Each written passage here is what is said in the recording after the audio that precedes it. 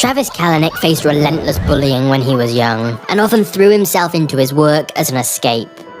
As a teenager, he sold kitchen knives in his local neighborhood, cold calling door to door and honing his natural sales skills, a talent that would later prove invaluable in helping him pitch investors for money. But before starting Uber, Travis had dropped out of college to work on another entrepreneurial venture called Scour, a peer-to-peer search engine for files that was a little like Napster. And just like Napster, it would get sued into oblivion. Scour got sued for $250 billion because of copyright infringements, meaning the company had to declare bankruptcy. Travis was bitter about this, and went on to start what he calls a revenge business.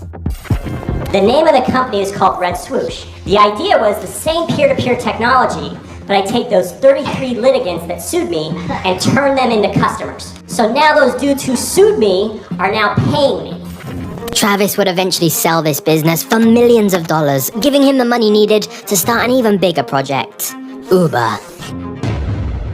Travis and his friend Garrett had become increasingly frustrated with taxi companies and figured there had to be a better alternative. But it was actually during a James Bond movie that the idea for Uber came to them. In one scene, Bond tracked a car across a map using his phone, and this would form the basis of their new app, which was originally called Uber Cab and launched publicly in 2010 in San Francisco. Uber Cab aimed to solve the problems of a traditional taxi experience. Firstly, you could order an Uber with the touch of a button on your phone rather than calling someone. Secondly, you could watch the car's journey across the map, so you knew it was on its way and how long it would take. Thirdly, Uber had luxury black cars with leather interiors, which would show up spotless, complete with chilled bottles of water in the back.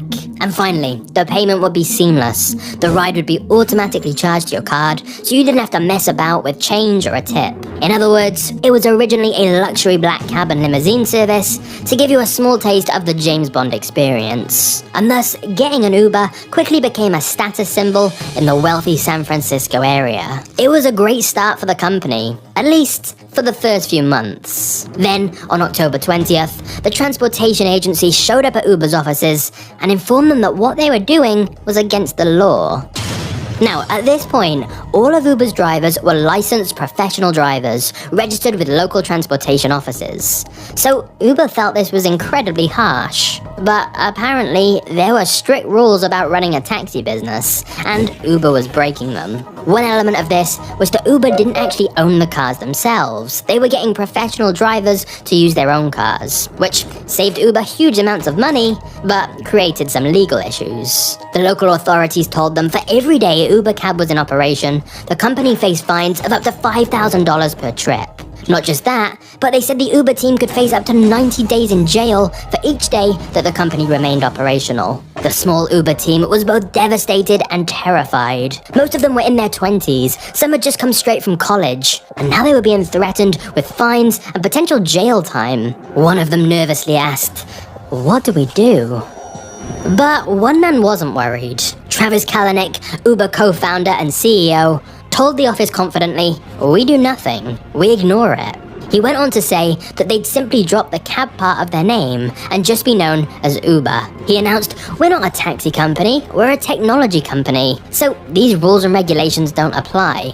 Travis would frequently come up with creative definitions like this that would save the company billions of dollars, but create a lot of controversy. For example, he also said that drivers of Uber weren't employees, they were partners, thus meaning Uber didn't have to give them employment rights or benefits. Of course, Travis knew the authorities were unlikely to see his way of thinking on these issues. So, he prepared for war.